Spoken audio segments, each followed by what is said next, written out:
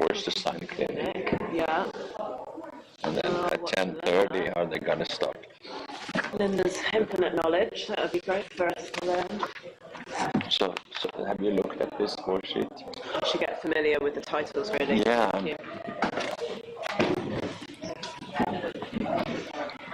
There's a lot of numbers that's going to go in here. Yeah.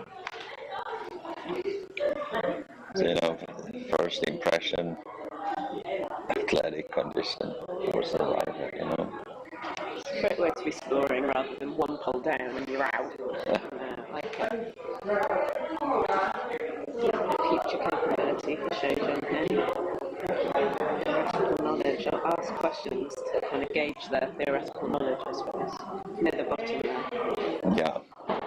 Yeah, and what kind of questions are we going to ask? How many strides did you get? Oh, okay, yeah. But are they going to come, when they're done with their jumping, they're going to come up here? Hopefully. That would be good. A little debrief again.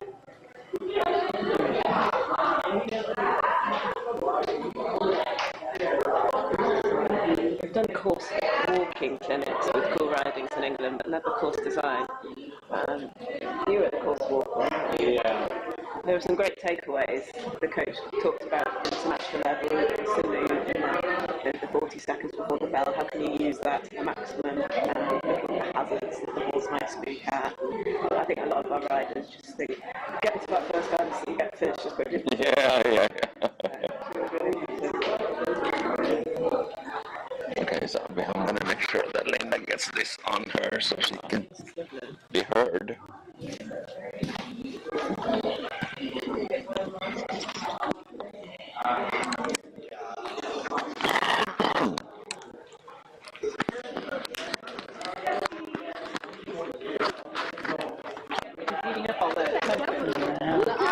Okay, so I'm going to put this on you. Okay.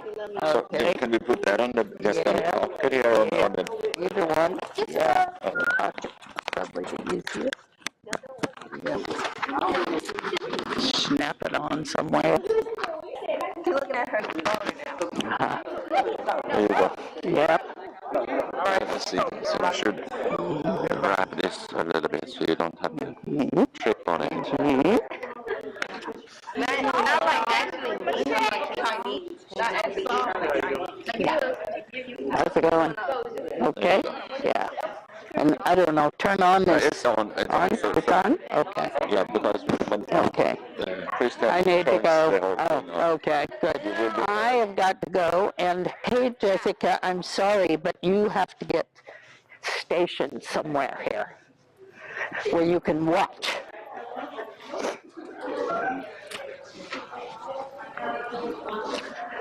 How are you today, Linda? How are you? I'm good. Good to see you. Yeah, good to see you too. Can you be in charge of the critter here? Because she would like to be in the middle of everything. Uh-oh. Yeah. Hey, critter, you wait. Stay there. Okay. So, are we ready to get going? Yes, please. Yeah? Everybody ready? Okay. So what we need to do is we got a big group of people. So the people that are the most interested in this jumping part about the courses and jumping need to stay close. And the people that are just going to have fun and keep other conversations going, I want you to stay back away a little bit. Okay, so you decide which category you fall into. Okay. I don't.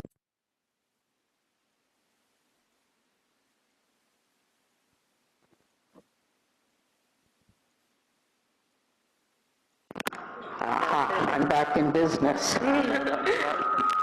Let's see. Am I going to have to watch which speaker I'm close to? Okay, so jumping. How is jumping different than what we were doing yesterday, which was riding dressage on the flat? What's the big difference between the jumping work and the flat work? You're going over obstacles. Going over obstacles. And when you are doing dressage work, the horse is supposed to keep their feet on the ground. They're not supposed to do any big airs above the ground, we call it, jumping in the air. And the rider is riding every step of the horse, okay?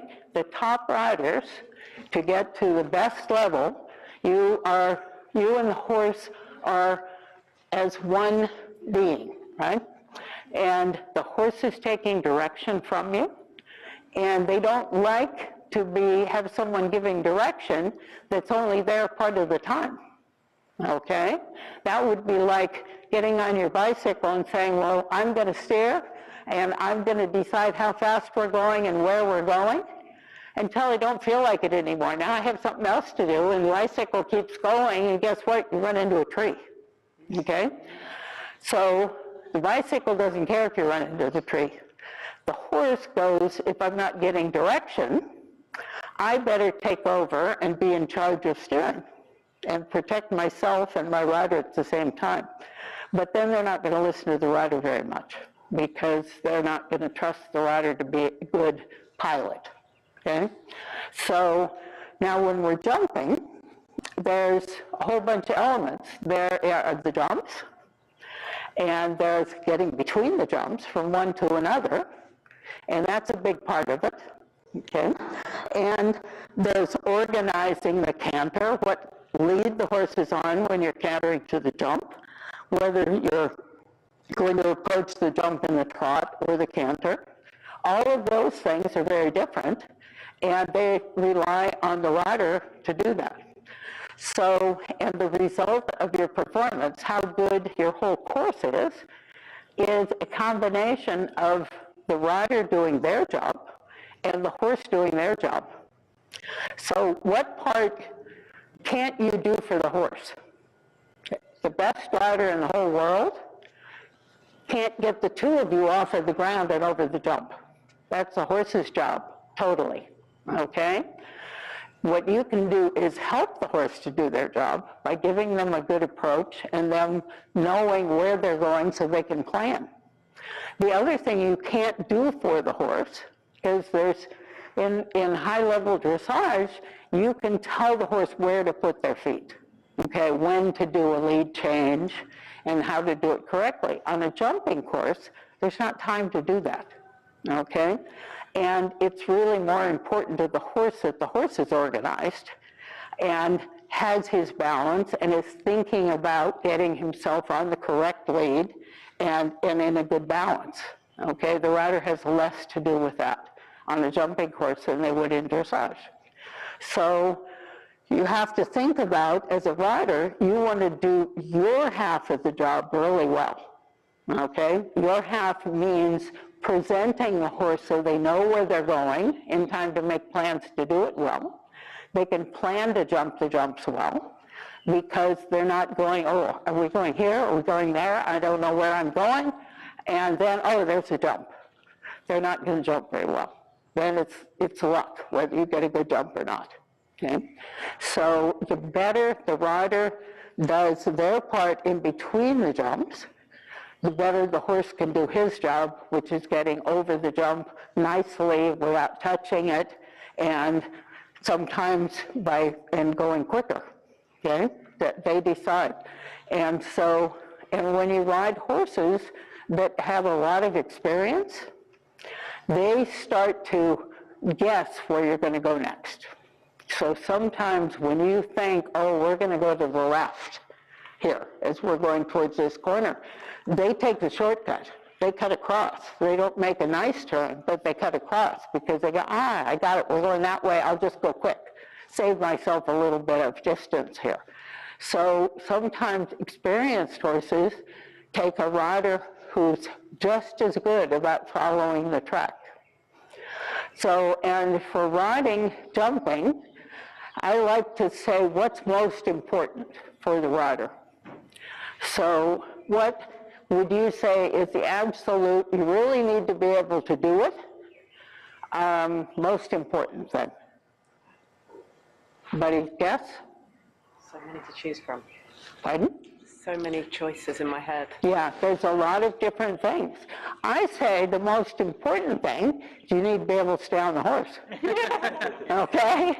That sounds pretty simple, but if the rider is working on keeping themselves on top of the horse, you're not going to do anything else very well. The other thing is, if the horse makes a mistake and the rider falls off, how are you going to correct the horse so he doesn't do it again? When you're on the ground, you're not riding very well. Okay? So security is really important. And that's why we work really hard on getting good basics. Okay? And basics for jumping are a little bit different than basics for dressage. Because dressage, the horse keeps his feet on the ground. When you're jumping, he's in the air. And when he's in the air part of the time, your position has to be able to accommodate that. So we work on it. The next important thing when you're going to the jumps, for me, the next important is your track, where you're going. The horse can't learn the course for you, okay? He's not going to know the course. And certain really basic things at the very beginning when we have what we call, hunter classes. Hunter classes they're judged on how pretty the horse goes and how much he meets the standard of what he's supposed to look like. And the courses are very simple because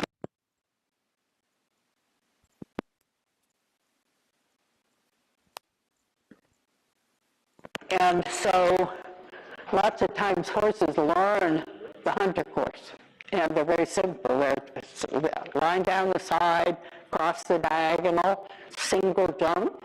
So they're pretty easy to remember, but also for the horses to remember. So the horses start to do shortcuts again. So track is your next most important, where you're going, and not just the order of the jumps, not just which is the first jump, the second jump, the third jump, whatever, okay? But how you're going to get to the first jump, okay? That is going to determine how well the horse jumps it. So, and every approach to every jump is a little bit different and will make a difference. And we're going to walk the course and we'll talk about different things that affect whether it's easy or hard. Then to me, the next most important is the horse has to stay in the correct gait, okay? So if you're supposed to trot, your job is to explain to the horse and insist that the horse approaches all the way to the jump in the trot. Okay? Then he listens, understands that. If the rider is, maybe we're going to canter, maybe we're going to slow down and walk and we change a lot, no good. Okay, so you're in the correct gait. The next important thing, I think we're at number 4 now, is rhythm. Okay? Horses move and they are comfortable when they're in rhythm. Okay? Once they are in a rhythm, it is easier for them to maintain the rhythm and stay nice and even. And that's important because the more regular, the more of the horse staying in the rhythm, he has to jump. Okay, when you do your mathematics, you've got whole numbers and fractions. Jumping, there are no fractions. Horse cannot jump off of 1.5 strides. He has to jump off of a stride. So rhythm assures that happens. Now that stride can get longer or shorter to help him adjust to have a good place to jump from so that he makes a nice round jump. But he can't change the rhythm. If he's going to the jump and getting slower and slower and slower, you're going to have a plop over the jump, not a good jump. Okay? If he is speeding up, or even worse, faster, slower, faster, slower, faster, slower, who knows what kind of jump you're going to get. So those are the things that you're really thinking about. When you get all of those together, then it's easier for the horse and for you to have a good balance. So the horse has a good balance in his canter. Now he's like a prize fighter that's nice and you're a good dancer. Then you can make adjustments. If your balance is not good and you're not secure in your own position, not going to be too good. If you don't follow a good track, really tough for the horse to do his job, especially to do 10 jumps in a row, and you lose the track, you're in trouble. Okay, if he's falling out, you're supposed to be cantering, and all of a sudden he trots in the corner, okay? That's like listening, rhythm is like listening to your favorite song, and then if you lose it, that's like, we used to say static on the radio, okay? Or something interferes and you can't hear it for a second, okay? Or 2 or 3 or 4 seconds. You have to be right back on the same rhythm when it all gets together again. So if you keep the rhythm in your head, you know right where you're going to pick up again, okay? If something goes wrong, you can get it back again. It's not the end of the whole course. So learning to do all of those things are hard. And, the security, being nice and solid, really in balance with your horse, is something, takes time to learn, comes more natural to some people than others, but you need to stay in the middle and keep your balance, because if the rider is all over the place, horse has a tough time, okay? When the rider is nice and in the center and following the motion, staying relaxed, not getting stiff and rigid and everything, then it's easier for the horse. So those are your basic things. And you want to go back and make sure that you stay in balance, that you find the correct track for the horse. Remember where you're going ahead. And lots of people start riding, and when you're just riding in a square, in a rectangle, and on the flat, you basically know where you are. You have to look to see for a diagonal and circles. You have to know where you are. But on a jumping course, you don't have the time that you spend down the side and into the corner and across the side. All of a sudden, you want the course to flow like this. And what does a course? Yep, make it safe, make it a good competition, which means suitable for the people who are going to compete in a competition, or if you're training, to set a course that's a good learning experience, appropriate to what the horse and rider are doing. Some horses, when the horses start, it's natural for them to jump. I've got some pictures of some foals, tiny foals, little ones. And they'll come out in some place like this, and when they're running around, they'll jump over the jumps, just for the heck of it, okay? And they jump great. All their technique is really good. So we don't teach them how to jump, but we have to teach them how to carry riders over jumps and do the jumps in the order and the way they're supposed to do it. So, and that's a learning process. So a course designer's job is to figure out how to do it. If you're doing it for competitions, it's a very interesting job with lots of details. It comes down to, we start with doing a plan, we say that flows.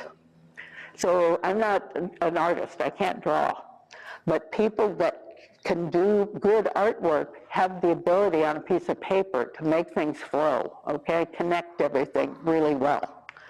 And that is part of it, because if it doesn't flow on your paper before you start, it's not going to flow for the horse and rider going around the course.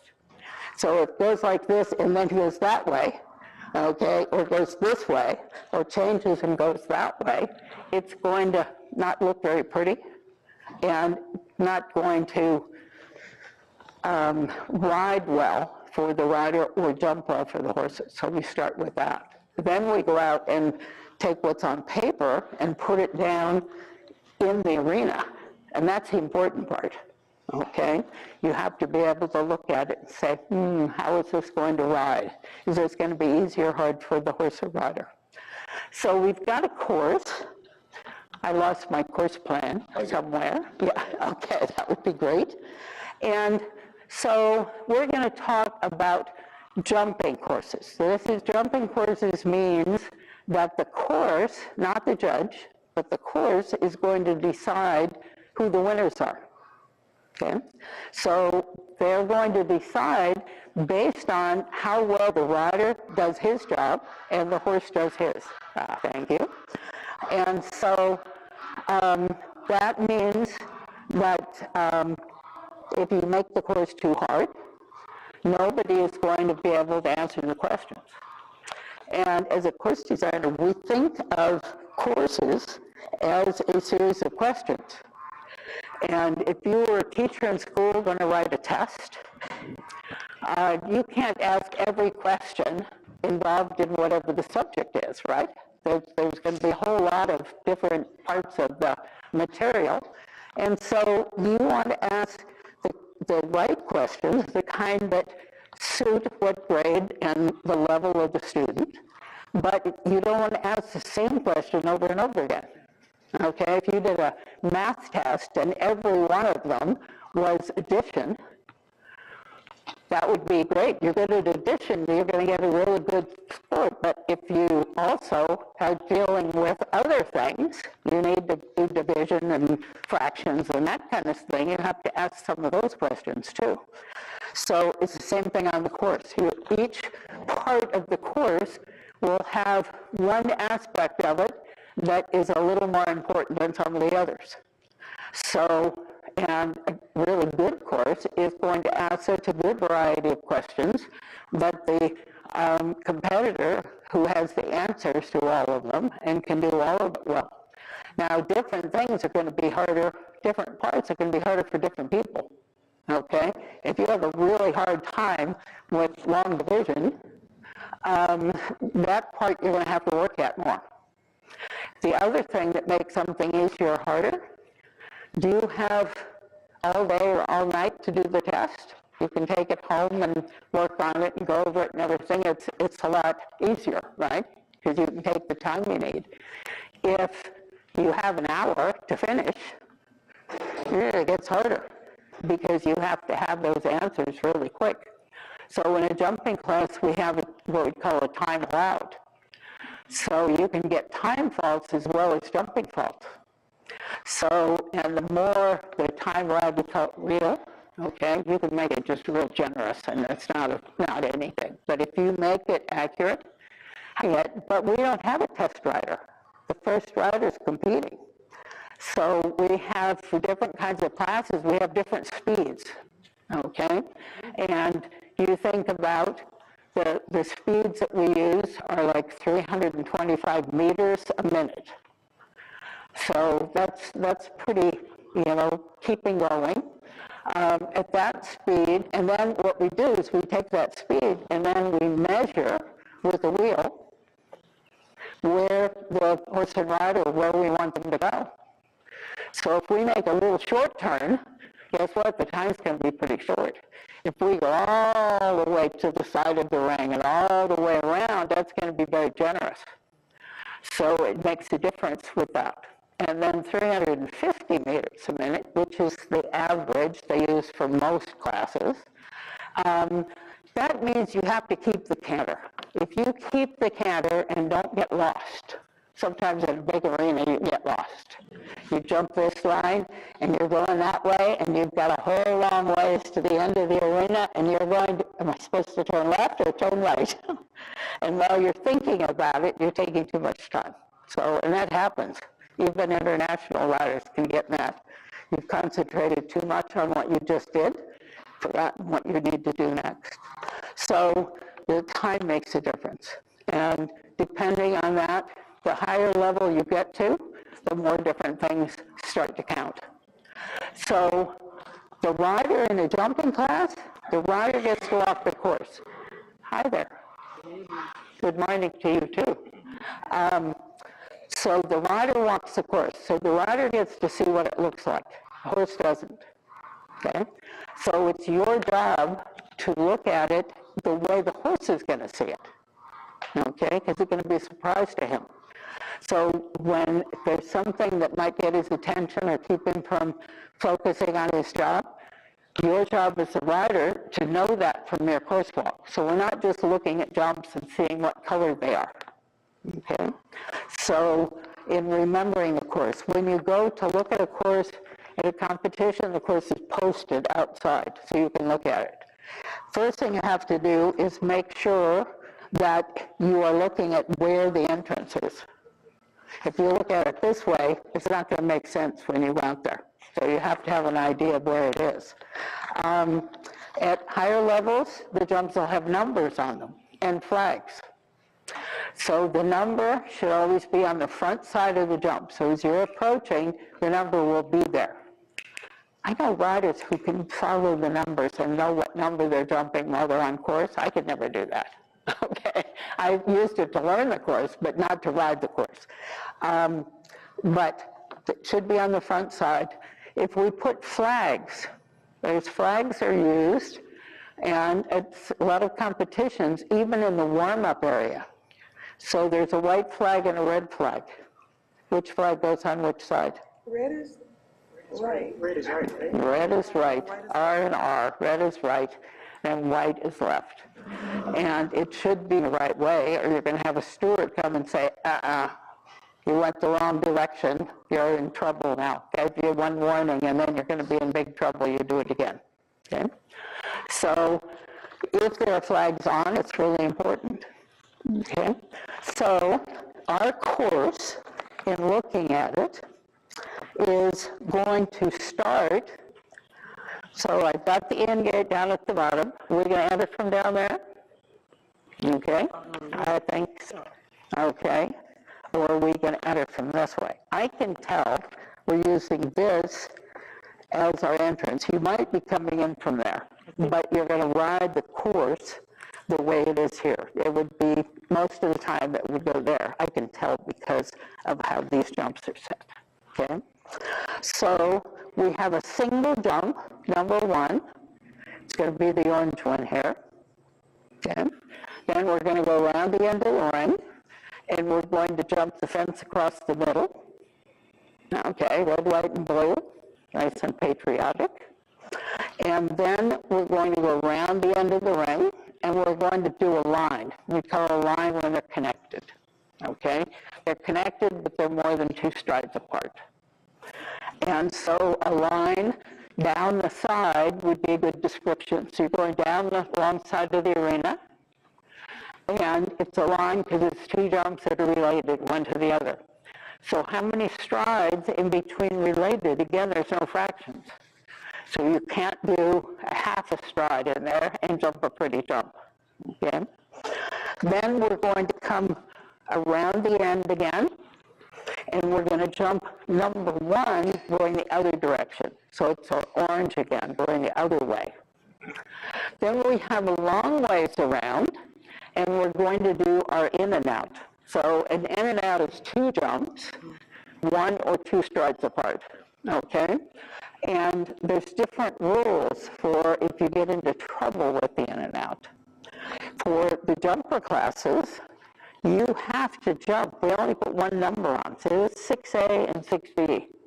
That tells you that it's in and out, and it means you have to jump both jumps in sequence. So if you jump the first one, and then your horse came this way and went past the second one, you would have to go back around and jump both jumps again. Okay? It's mandatory. So you can tell by how it's numbered on here. These are 3 and 4, 2 separate numbers. So if you had trouble with the first one in the line, and you're competing, you don't re-jump number 3. You only jump 4. Okay? If you had a refusal or run out or a problem. Okay? So then, wait a second. I've got 1, 2, did I miss 3? No. 1, 2, 3, 4, 5, 6 AB, okay, and then we're going to go to number 7, which is all by itself, the furthest one of these 3 jumps, okay, so that is black, red, and white, my colors right there, around now to there, and going to jump that one. Now we're going to do another jump for a second time, the one across the middle. So you jump the oxer, go to the right. This time you're coming off of the right lead to jump it. You jump it once off the left, once off the right. Then when you jump that, you're going to change direction and jump 9 and 10, which is a related line again. Same jumps, but I'll tell you, this is going to run different going this way as it does going that way for two reasons. One is it's a different first jump. One is a spread first and a spread first going this way, vertical first going that way. So it'll ride different. Plus, this is early in the course. Your horse isn't going to be really in gear yet. Okay, when you come in, especially from the warm-up, where you just jump one jump, when you come in here, your horse is going to be a little bit more careful, okay? But by the time you've jumped this many jumps, and you jump number 8, and have a long gallop around here, your horse is now in gear. He's going. And a lot of horses, you have to remember to tell them, hey, don't get too enthusiastic here. You need to wait and listen, pay attention, otherwise they'll be too fast and too flat here, okay?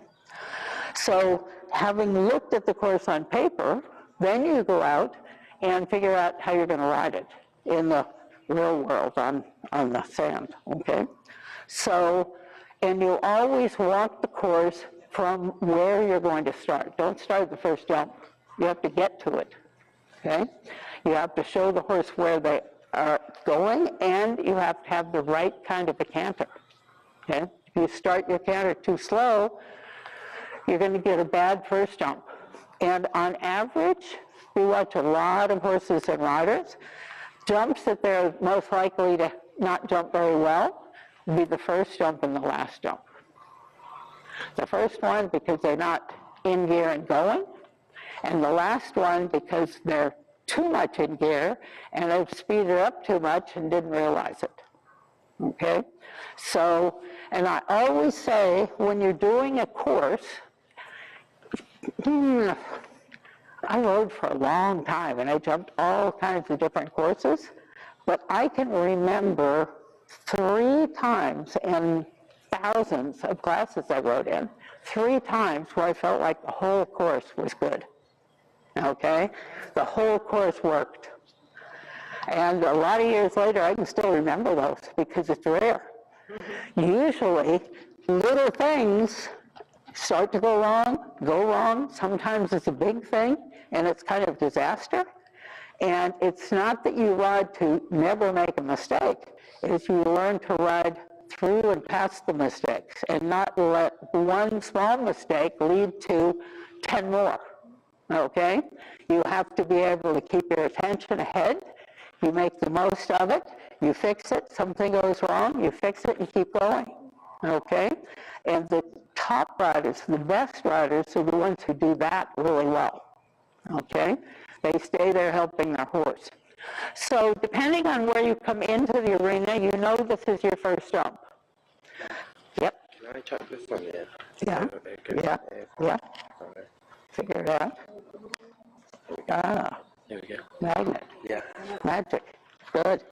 So we're going to think about, and very often in your warm-up, you're just jumping one jump, and it's pretty hard to get the same kind of a canter, same kind of a, you can call it a canter or gallop, okay? But it's going to be slower and pop over one jump and then slow down or turn real quick because almost always your warm-up is going to be a tighter area and a single jump. So when you come into the ring, unless you have a horse and want to go, most horses need to kind of build up a little bit and get their pace up. So you have a little bit of time before you start.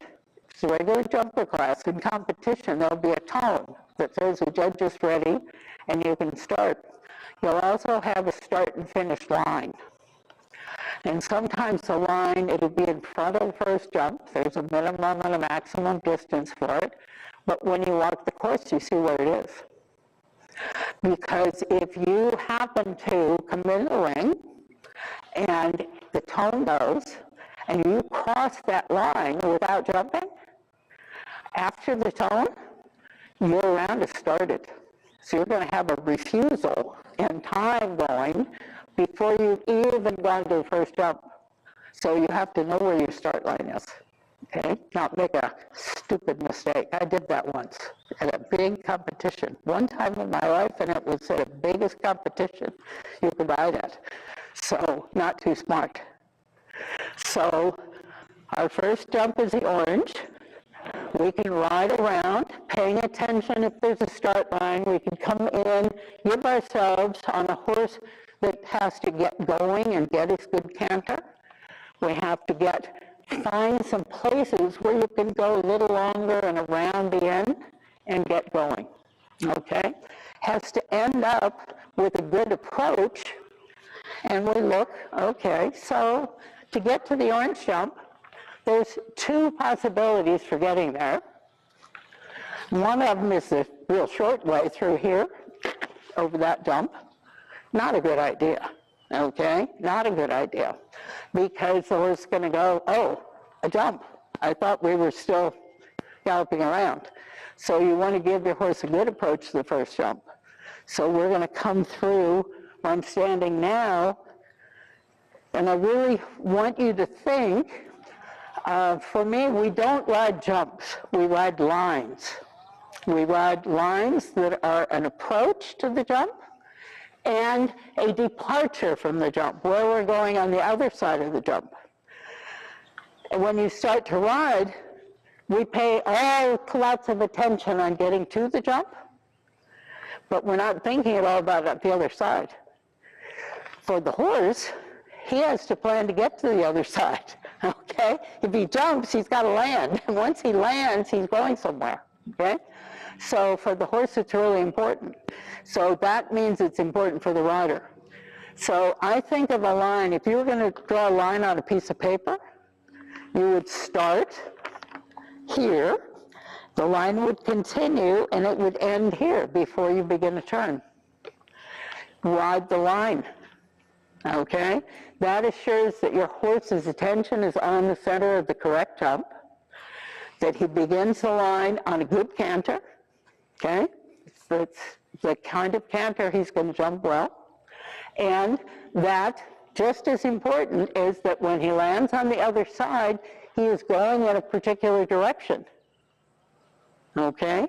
He needs to go in the correct direction so that you can find the line to the next jump, okay? And each horse a little different. So we're going to ride to this one. From the beginning of the line, you want to maintain your rhythm, okay? Your job is to not let your horse slow down, not encourage him to speed up, but to stay on the same rhythm. And then small jumps. We talk a lot, when you read and talk, people talk about, oh, I need the right takeoff spot. They talk about, oh, I need to get the horse to the right spot. Guess what? If you were running on your 2 feet and to jump over something, you want to make sure that you put your feet on the right place, not back there and not right here, or you're going to have a hard time jumping over it. But that's the horse's job, okay? Your job is to keep it in rhythm, the horse to fine-tune it. If you keep them on the rhythm, this size jump, he will be in a good enough spot to be able to jump it well. That's your job, is to get him on the same rhythm to the center, no last-minute changes. Okay, you don't want to realize, oh my God, he slowed down. I need to kick him. Because you took his attention right off of what he's doing. It's just like if you were working on something really hard and I walked up and went like, hey, you wouldn't be able to keep your concentration, right? Okay, same thing for the horse. So when the rider does something special right in front of the jump, you're making it harder. Your job is to stay right on the rhythm. So, from here, where do we go next? The middle.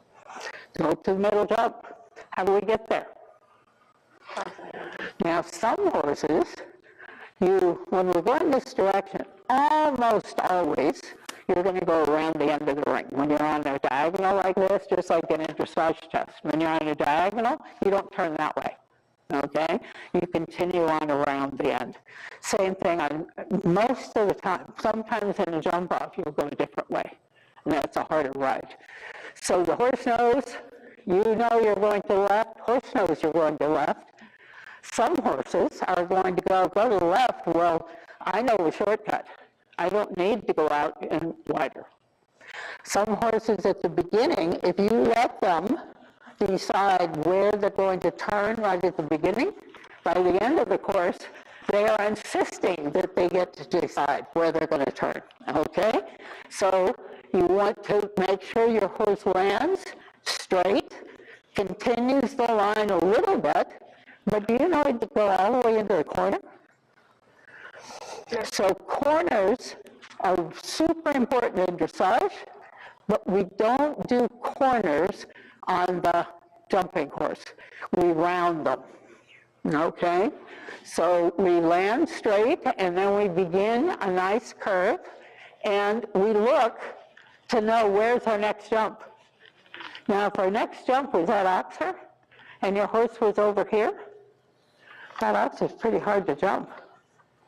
But it isn't. We have time. So this corner can be a lot more economical. I use economical. That means you're not spending too much time. And we're going to our second jump. And our second jump is across the middle.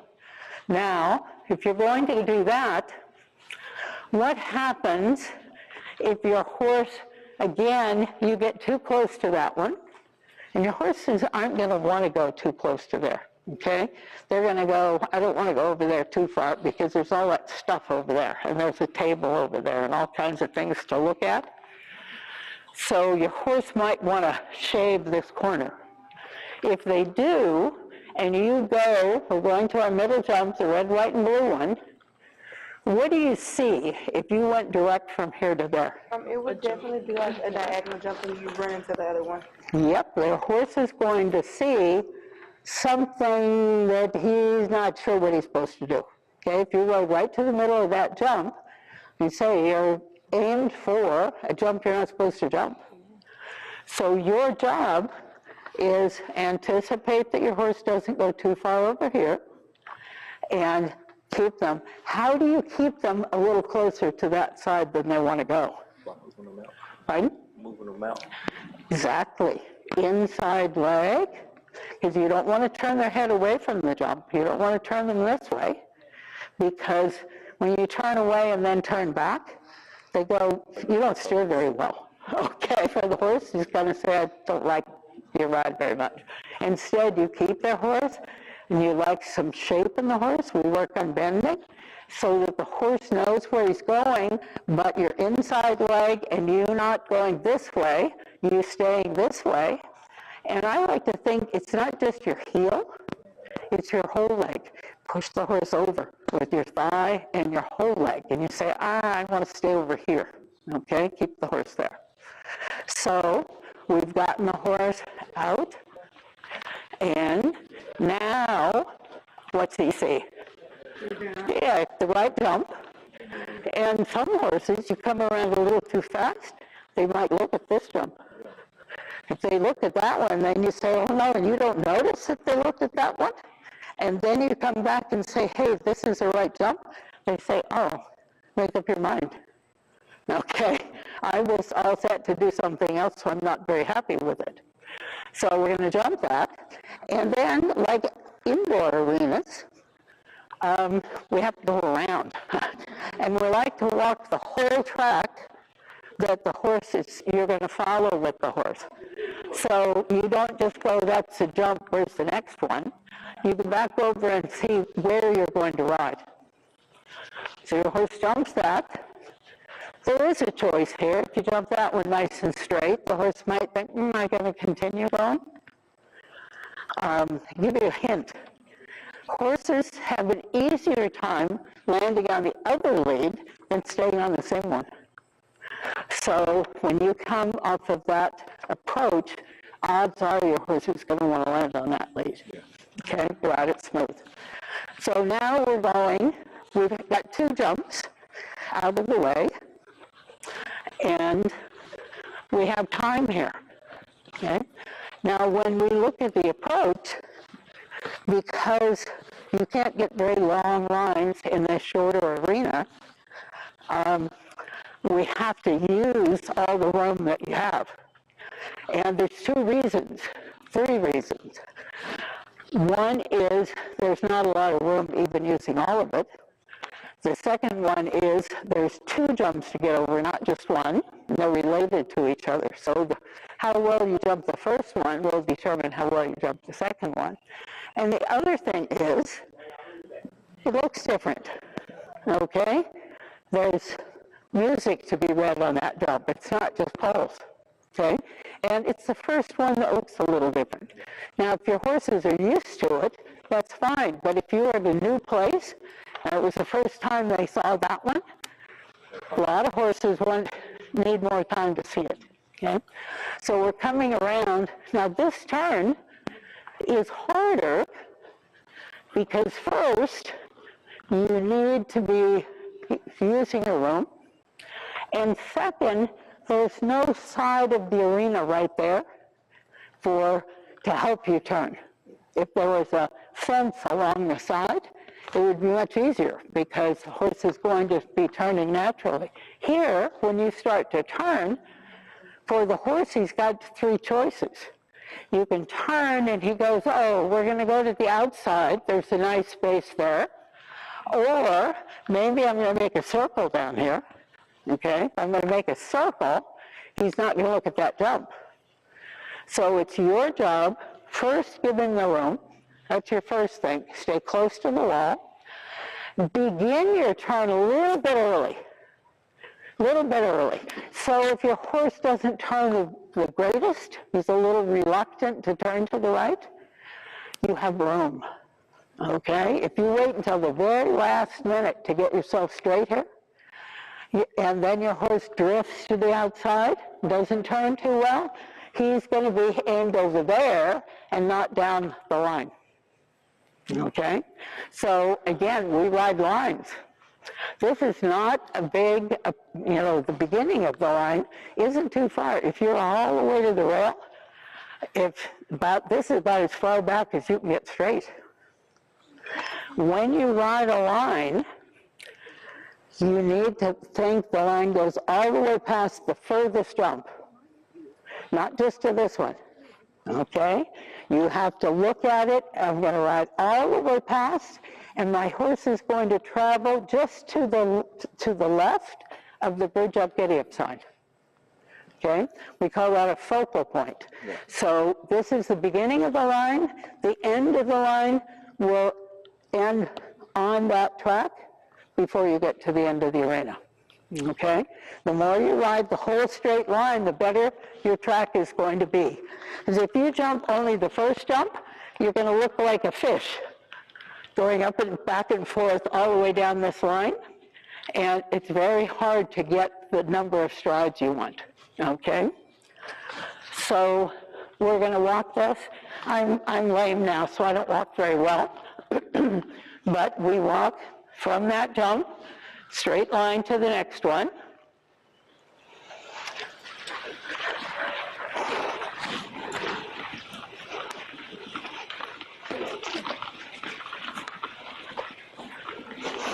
How many strides do you think?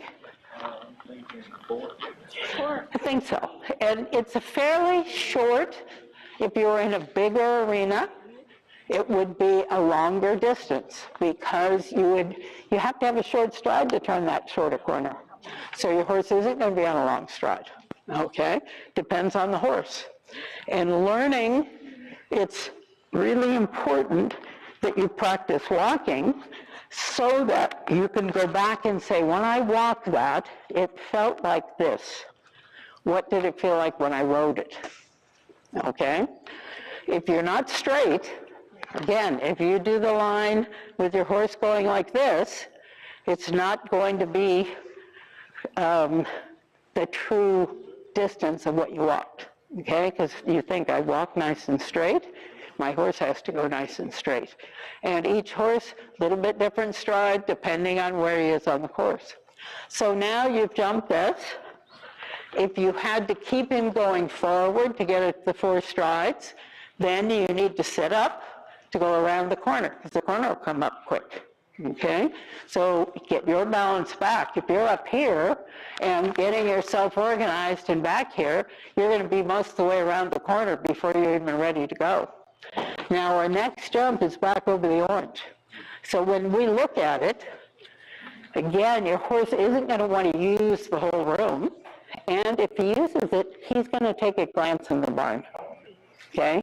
And wherever your entrance is to the arena, when you go past it, every horse, almost every horse, is going to take a look in there and see what's going on. You might be getting food in there, okay? I want to know about it. So you have to anticipate that and say, we're still working here, okay? So you're going on around, and then where's your approach? So I need to keep going here. I can't just go whoop to that jump. It's a terrible approach if I let him turn too early. The same thing if you let him go too far around, you're going to have problems because he's going to look at another different jump. Okay? So you come around far enough. Again, your line to this jump is going to start right about here. Straight. Going to go about the same distance on the other side of the jump. Keeping your canter. So our next jump is the in and out. Okay, so we've jumped number 5, and we're going to 6AB. So 5 here. Now, if you go too far and you're not thinking about the next jump on the course, you could end up all the way over there. Go, where's the next jump? Where is it? Where is it? Somewhere over here, and you could end up jumping that one. Not good. So we're going to jump that. Again, when you're walking, you want to look and see where you're going. And again, you've got 2 choices. If you jump that, you could come through here. Possible. Would you want to go through here to get to that jump? No. Pretty bad choice, huh? Yeah. Okay. That would be really tough. So you're going to go around that one. And now we need to get, again, straight for 2 jumps in a row. And again, you want to use the room. You've got more distance, but you still want to use it. Because if you cut the corner a little too short, you're only seeing 1 jump. Your horse is only seeing the first one and go around the second one. They go around the second one, you're in trouble because you've got a 4-fault penalty and you have to come back and jump both of them. So you want to make sure that you find your line that will take you over both jumps. So you want to be out here and you want to see the whole line and you ride the whole line.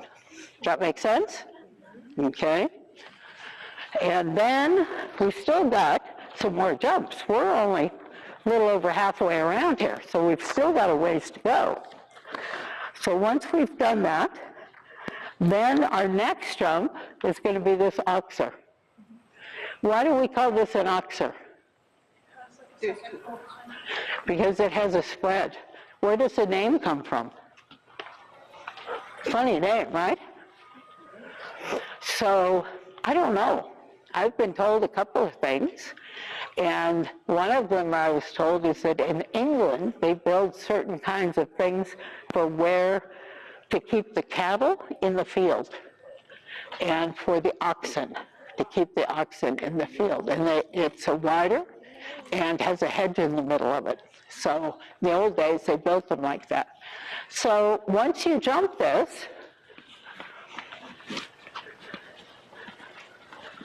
so how many strides in there? Pardon? Oh, 2 strides. 2 strides, exactly. And it can be a little longer relative to that one because it has a better approach, okay? So you want to make sure that you're not pull, and get short strides, or you might get 3 steps in there instead of 2. So that's smooth. So, and again, now we're going back to the single oxer, long ways to go. Okay, long ways to go. Around the end and a long approach to the single oxer. So, depending if there was a short time allowed, and you'd want to know where they measured this for a big competition, maybe you save time here, because here you could afford to be a little bit tight here, okay? Because if you're close here, your horse is still can ride, okay? Does that make sense? Good. Okay. And then we're going to go back, and again, around the arena, and we're going to this jump again, okay, a middle jump. So off of an oxer, most of the time, when you have a long approach like that, it's really important that you don't keep looking down as you approach the jump, that your eye doesn't go down and look at the jump too long. When you're on the beginning of your line, your eye needs to stay in front of you. The same way if you're riding a bicycle, okay? You can't all of a sudden be looking at the pavement right in front of you. And with a horse, somehow horses know where riders are looking, okay? When riders are looking to be going there, that's where the horse wants to go. If anyone can ever tell me how the horse knows, I would love to know that, but they do. I'll guarantee you they do. So it's really important. So now we're going to do our around. Now we have the same situation here of needing to get straight to the middle jump.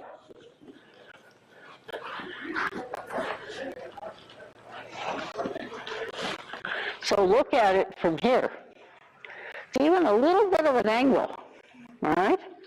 Now, you want to be over here to give your horse a good shot, and if you're not over here, he's going to look at that one. Okay? Now, if this jump was in exactly the same place, and that jump wasn't there, big chance of the horse going past the jump to the left side, because it just looks so inviting. Because that jump is there, he's not going to do that, but he might put his eye on it like, I'm supposed to jump that. We jumped it once already, so let's jump it again. I know it's easy.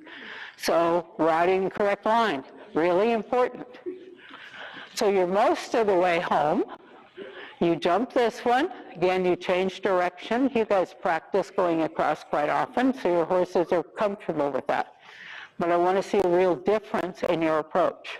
Okay? Then we're going to continue to the left, and our last two jumps are those two the other direction. Okay? So by the time you come around, especially with the warm-up down there, where it's really hard to get out of that corner and away from the warm-up area and their friends, this line will ride hard going this way, much harder. Towards the end of the course, they're in gear. And your main thing is that as they come around, that you don't let them decide to cut the corner too much. You have to tell them, hey, I know where we're supposed to go. You don't, I do. Okay? I want you to stay out here, and I keep looking, and I look for where my line is going to start. And again, there's no corner, no, it's a nice curve that ends on a nice straight line. Okay? And you don't want your horse to slow down because it's a spread here. So he can't come out of the corner and then short, short, short, but maintain your rhythm all the way. Nice straight line, and finish the course well. Okay?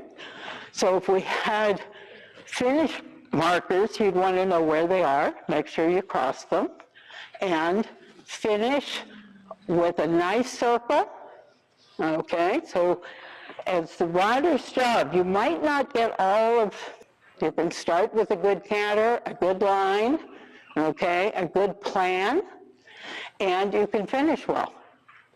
If you messed it up and you went, that was terrible, I can do much better than that, you still finish correctly because your horse will learn from that, okay? Your horse needs to know that you are a partnership at the beginning and you're still a partnership at the end, okay? So your horse is like, okay, we do these things together. If we make mistakes, we learn from the mistakes.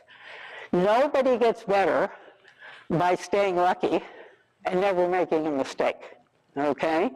That whether it's a horse or a person, the main thing is that you remember your mistakes, and what to me is a really good deal, you say, okay, I made a mistake. What was a mistake I made? Because I'm not going to make the same one again. I'm going to make, if I make one, it's going to be different next time, okay? So, for example, you come to the jump and your horse went past it that way. Your main thing is that next time he can't go the same direction again. You want him to go to the center. If he makes a mistake, he's going to go the other way. Because now you have the chance of getting it right the third time, okay? If you practice a mistake, you get worse. If you are afraid to make a mistake, you don't get better, okay? There was a good article that there's a rider, comes from the same country as Christian, amazing rider. For 33 months in a row, he was the #1 rider in the world, okay? And last night I was listening to an interview. They were talking to him, and he was talking about the mistakes he's made, and he's made mistakes at winning. But in this sport, nobody wins all the time, okay? You go up and down, you get into a really good, gets going, and feel like I can do everything, and things are really working, and then all of a sudden it's not going well, okay? And that's part of the sport. If you want a sport where you only keep getting better, every time you do it, you get better, I'm not sure what sport that is, but it's not this one, okay? That much I know for sure. And a lot of being good is how you recover and learn from mistakes, and you figure out not just what happened, but why. Because when you know why, and with horses make mistakes and riders make mistakes. And sometimes you just misunderstand each other, okay? Your horse is telling you, oh, I just don't want to go very forward today. I don't feel comfortable, and I'm not going to give you a really nice canter. And so you figure out how to get them more comfortable. Or the next day, it's like, boy, I've got all kinds of other things I want to pay attention to, okay? The goose just walked by, and I'm going to pay attention to the goose and not to what I'm doing. So you have to figure out your partner and figure out how to do it, okay? Questions? What was something that I said that you didn't expect to hear? Anything? You've heard it all before? Okay, most of it, okay? But I'm talking a lot of details, right? Lots of details, yep? What if your horse stops at the jump? If they stop at the jump, again, the first thing is why. The second thing is, what did I do that might have caused him to stop? From working with a lot of riders, I would say the most likely thing, if a horse goes to the middle of the jump and stops, doesn't jump when he gets there, almost all the time, the rider's eye is down. They're looking down at the jump when the horse stops. So first thing you want to do, did I keep looking at the jump too long? And like I said, the different parts of getting a course jumped, part of it is the horses, part of it is the rider.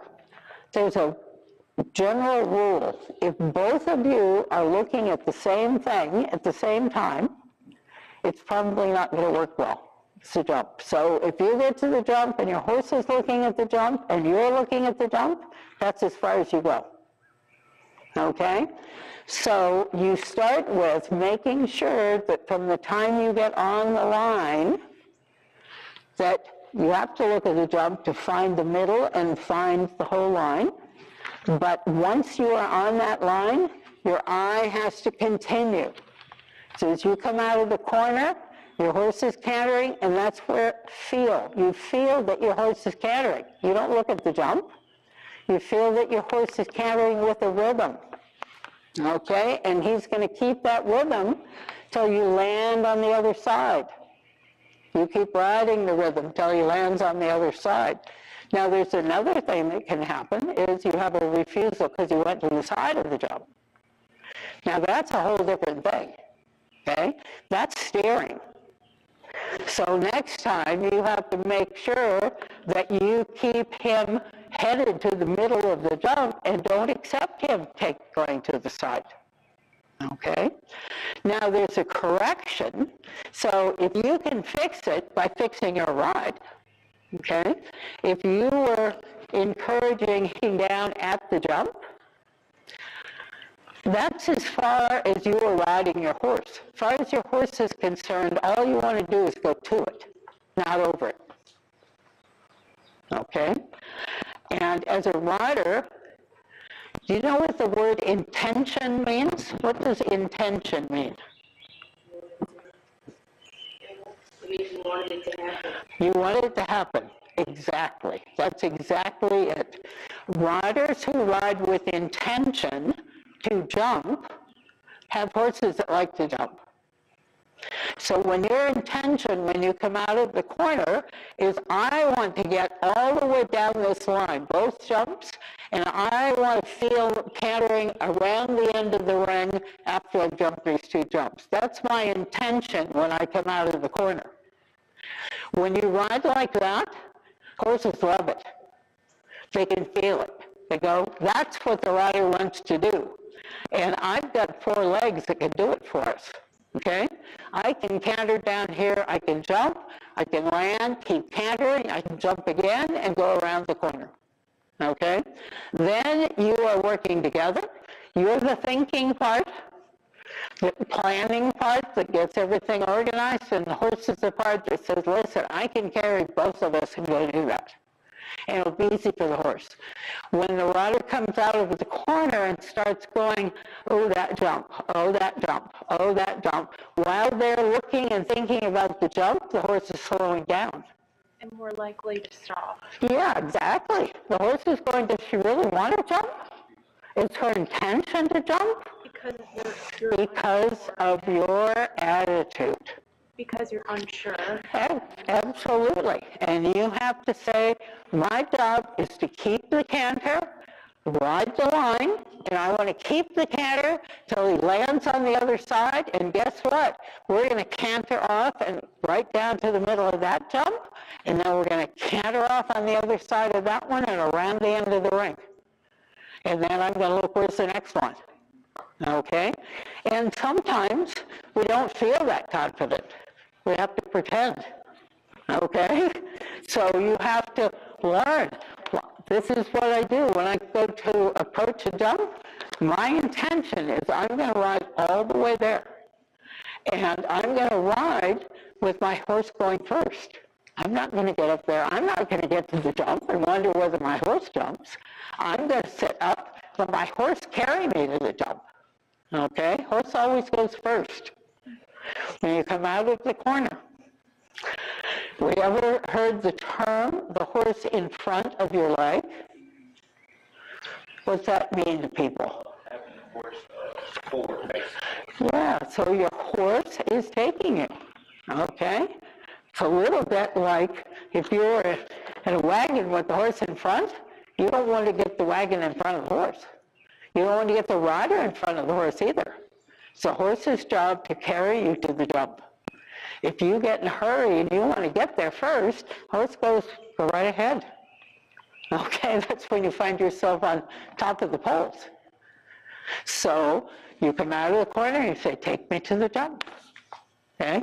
You don't sit down heavy, you stay light, so you're balanced on the horse, but you make sure you have more horse in front than behind you. Does that make sense? That's a feeling you get used to. Questions?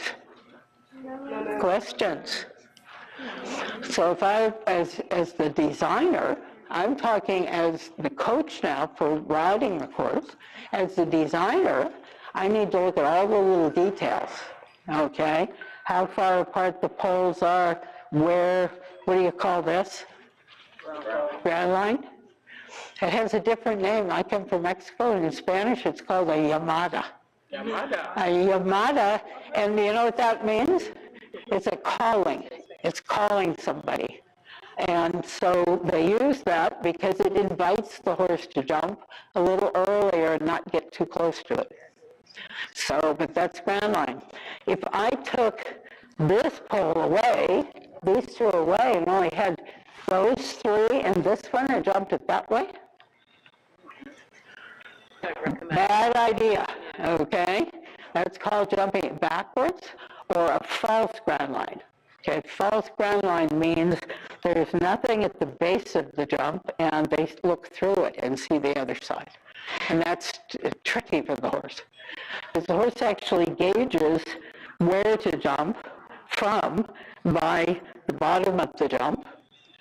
And that's why if he's studying that and the rider is looking at the bottom of the jump, of the ground in front of the jump, you get into trouble there because they get too close. So, any other questions? How are we doing on time? Anyone? Christian, are we on? Oh. We can go about 15 more minutes. Okay. And then we're going to have a quick break for breakfast. Yeah. Yep. That's good. So, I think the other thing as a rider, if you get to watch other people go, the wrong people or the wrong thing. You don't want to watch someone else's mistake and then go and make the same mistake. It's very funny. Sometimes somebody goes off course and the next rider will come in and go off course the same place. And you go, that shouldn't happen because they just saw, a rider get eliminated for going off course, and then they come in and do the same thing, but they're watching the wrong part.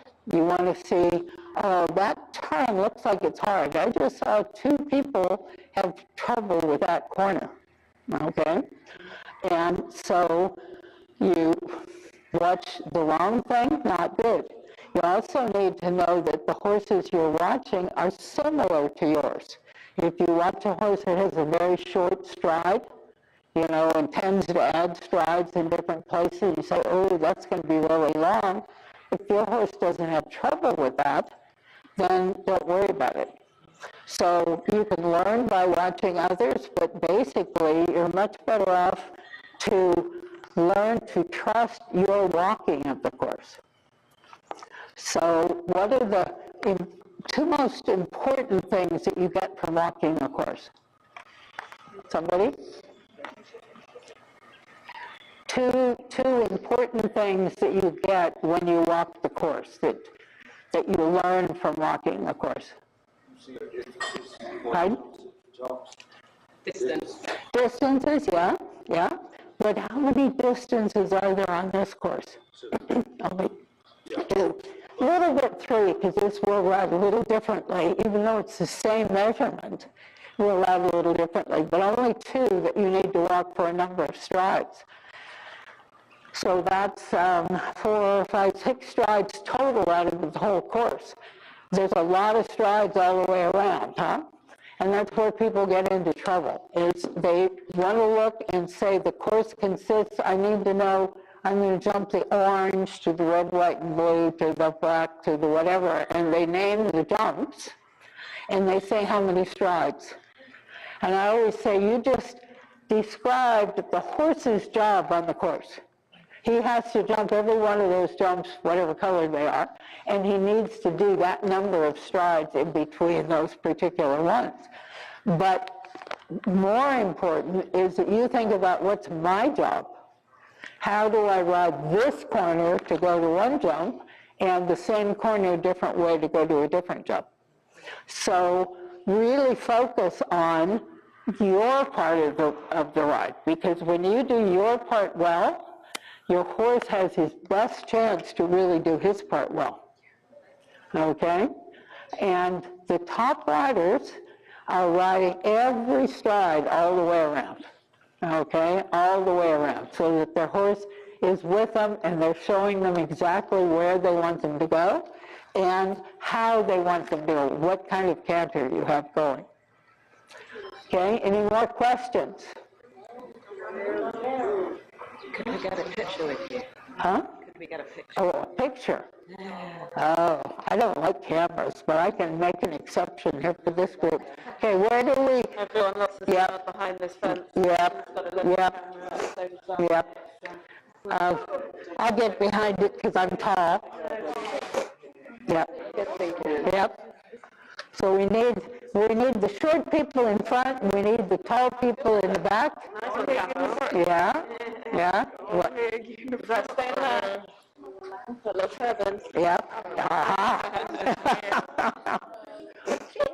Check on the table. I want to know, out of this group, how many people are going to jump parts of this course or jump today? Yeah? One? Come on, who else? Okay. Got a few more? Got names on this. Okay. Who's going to be jumping the next time I see you guys? All of them. Okay. Good job. Okay, come on, you guys. You stay in the middle. Yep. Come on. Yep. Come on. Get in here. Yeah. The camera over there. Yep. Yeah. Everybody take it. What? Some of y'all. We take the other direction, or are we okay? Come on around here. Here, sneak in here. Okay, come on, everybody. Who's organizing? Yeah.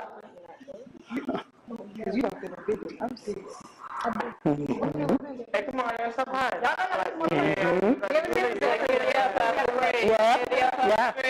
Yeah. 2, 3, Oh, we weren't ready. You weren't ready? Okay. Yep. Gonna get one on your phone? Yep. Okay. Good. Huh? Oh, what's happening? I thought somebody wanted to give one. Oh. This side. Yep. We do it again? What? Let's do On it. this side? We are? Oh. Let's have some still here. Don't worry, Oh, you can okay. grab this. Get one on the You phone. gonna organize everybody? Yep.